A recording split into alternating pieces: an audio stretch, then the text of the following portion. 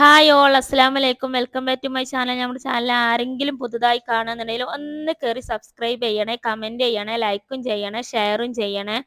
അപ്പോൾ ഇതാ ഞാനിന്ന് നോമ്പ് പെറക്കാനുള്ള പത്തിരി ഉണ്ടാക്കുകയാണ് കേട്ടോ. ഇന്ന് ഫസ്റ്റ് നോമ്പാണല്ലോ അല്ലേ.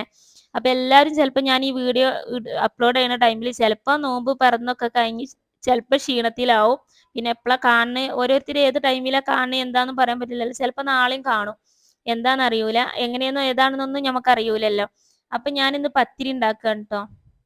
പത്തിരി ഉണ്ടാക്കണം, അതിന്റെ ഉരുള അങ്ങനെ ഇട്ട് ഞാൻ എന്ന് പത്തിരി ഉണ്ടാക്കുമ്പോഴും സംഭവം എനിക്ക് നേരെ ആവില്ല കേട്ടോ. ഒന്നല്ലെങ്കിൽ പൊടി വെള്ളം കൂടും വാട്ടണ ടൈമിൽ, പക്ഷെ ഒന്നല്ലെങ്കിൽ പൊടിയിൽ വെള്ളം കുറയും. പക്ഷെ ഇന്ന് എന്തോ സാഹചര്യത്തിൽ സംഭവം നേരായി കിട്ടിയിട്ടുണ്ട്. അങ്ങനെ നേരായി നോക്കുമ്പോഴാണ് ഇതിന്റെ പ്രസ് ഇല്ല, പത്തിരി പ്രസ് ഇല്ല. എനിക്കാണെന്നുണ്ടെങ്കിൽ പരത്താൻ വല്ലാതെ ഒരു എയിമില്ല കേട്ടോ. ഞാൻ പത്തിരി പ്രസ്സുമ്മേൽ ഇങ്ങനെ എന്താ പറയല്, അത് ആ ഉണ്ട അമർത്തിങ്ങാണ്ട് പിന്നെ പരത്തിയെടുക്കലാണ്. അല്ലാതെ ഉണ്ടമ്മ മാത്രം കണ്ട് പരത്തിയെടുക്കാൻ എനിക്കത് വല്ലാതൊരു എയിമില്ല കേട്ടോ.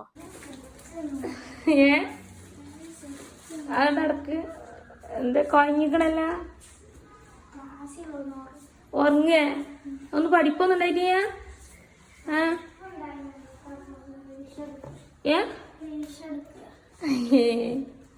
അങ്ങനെ എന്തായാലും വേണ്ടിയില്ലാന്ന് കരുതിങ്ങാണ്ട് ഞാൻ രണ്ടും കൽപ്പിച്ചിങ്ങാണ്ട് ഞാൻ പത്തിരണ്ട് പരത്താന്ന് വിചാരിച്ച്.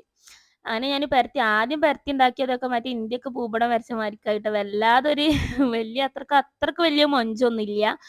എന്നാലും പറഞ്ഞൊപ്പിക്കാം, നമ്മളെ പെരയിലല്ലേ, പുറത്തുനിന്ന് ആരും ഉണ്ടാവില്ലല്ലോ. അപ്പൊ എന്നാലും പറഞ്ഞൊപ്പിക്കാലോന്ന് കരുതിങ്ങാണ്ട് ഞാൻ ഒരുവിധമൊക്കെ തട്ടി ഒപ്പിച്ചിട്ട് ഞാൻ അങ്ങനെ പരത്തി ഉണ്ടാക്കിയിട്ടാ. പക്ഷെ എനിക്ക് പ്രസ്സുമേൽ അമർത്തിങ്ങാണ്ട് എന്താണ് പിന്നെ ചെറിയൊരു വട്ടാക്കിങ്ങാണ്ട് പിന്നെ പരത്തുന്നത് ഭയങ്കര ഈസിയാട്ടോ. പക്ഷെ എൻ്റെ ഉമ്മ ഒക്കെ നല്ല കുശാലായി പരത്തി ഉണ്ടാക്കും.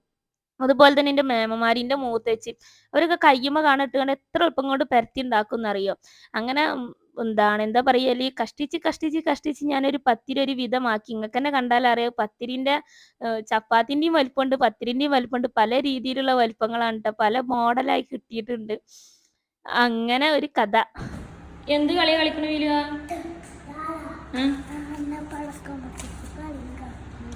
പൊട്ടിച്ച പടക്കം പൊട്ടിച്ച എന്താ പിന്നെ പത്തിരിക്കോല് കാട്ടിച്ചിക്കണേ? എന്റെ കണ്ണ് തെറ്റിയപ്പോ ഞാൻ പത്തിരി ഉണ്ടാക്കിയില്ല ആജി.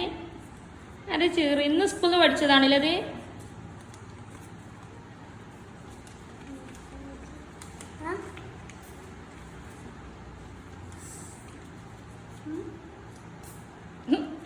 എന്താ കാക്കാന്റെ മുഖത്ത് പോക്കണ്ട, പൊട്ടിക്ക്.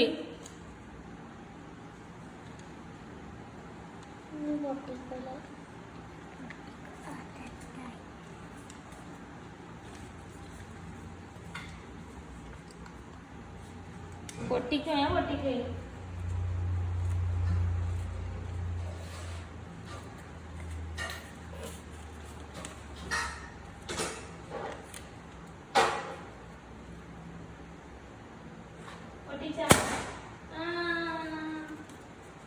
ഇതാരും പഠിപ്പിച്ചെന്നാന്ന്?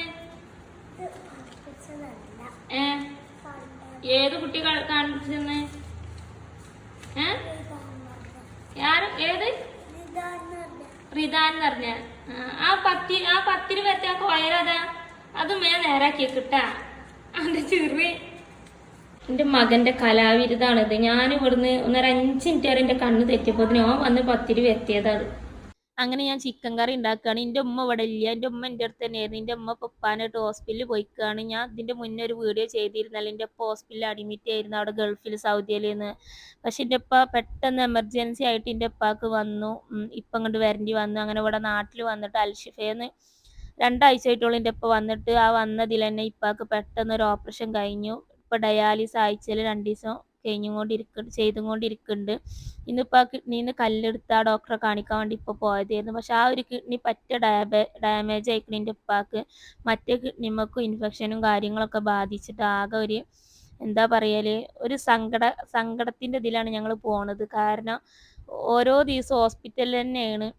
അപ്പം ഞങ്ങൾക്ക് പിറക്കാതെ പോയ അമ്മമാര്, ഉമ്മാൻ്റെ ആങ്ങളാര് എന്ന് പറയില്ലേ, അങ്ങനെ ഒരു ആളാണ് കേട്ടത്. എൻ്റെ ഉമ്മ ഞങ്ങൾക്ക് പിറന്നിട്ടില്ലെങ്കിൽ എൻ്റെ ഉപ്പാൻ്റെ കൂടെ രാവും പകലും ഹോസ്പിറ്റലിൽ അങ്ങനെ ഇങ്ങനെയൊക്കെ ആയിട്ട് ഇപ്പാനെ കൊണ്ടടക്കാൻ ഇവരുണ്ടായിരുന്നു. അവനും അൻസാറാക്കാൻ്റെ പെണ്ണുങ്ങളും ഉണ്ടായിരുന്നു. അപ്പം ഇന്നലെ എൻ്റെ ഉപ്പാനെ എമർജൻസി ആയിട്ട് കൊണ്ടുപോകേണ്ടി വന്നപ്പോൾ ടെസ്റ്റും കാര്യങ്ങളും നടത്തിയപ്പോൾ പെട്ടെന്ന് ഉപ്പാക്ക് 7.3 ആയി.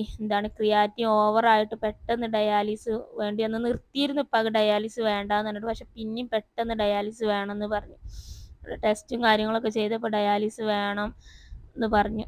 ഉപ്പാക്കാണെങ്കിൽ പൊട്ടാസ്യം പെട്ടെന്ന് കൂടി, അങ്ങനെ കൂടുതൽ ഇനി വെള്ളമൊന്നും കൊടുക്കരുത് എന്ന് പറഞ്ഞു. അപ്പോൾ ഞങ്ങൾ ജ്യൂസും കാര്യങ്ങളും ഒന്നും ഉണ്ടാക്കിയിട്ടില്ല. ഞാൻ പാൽപ്പൊടിയിൽ ടാങ്ക് കലക്കിങ്ങാണ്ട് അടിച്ചിങ്ങാണ്ട് വെച്ചിട്ട്, എന്നിട്ട് തന്നെ ഉപ്പാൻ്റെ കൂടെ ഞാൻ നിൽക്കുകയായിരുന്നു കുടിക്കുമോ എന്നുള്ളത്. എന്നാലും ഞാൻ ലേശം കൊടുത്തിട്ടോ, നമ്മളൊക്കെ കുടിക്കുമ്പോൾ ഉപ്പാ കുടിക്കാൻ പാവല്ലേ, അങ്ങനെ ഞാൻ ലേശം കൊടുത്തു.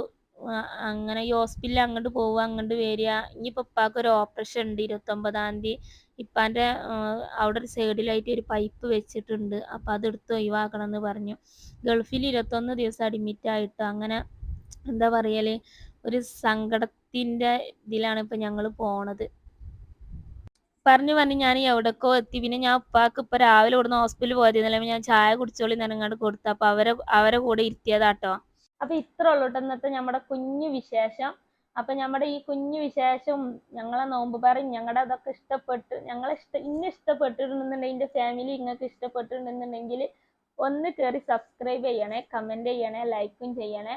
അപ്പോൾ ഇൻഷാ അല്ലാഹ് നാളെ നല്ലൊരു വീഡിയോ ആയിട്ട് വീണ്ടും വരാം. ഓക്കെ, അസ്സലാമു അലൈക്കും.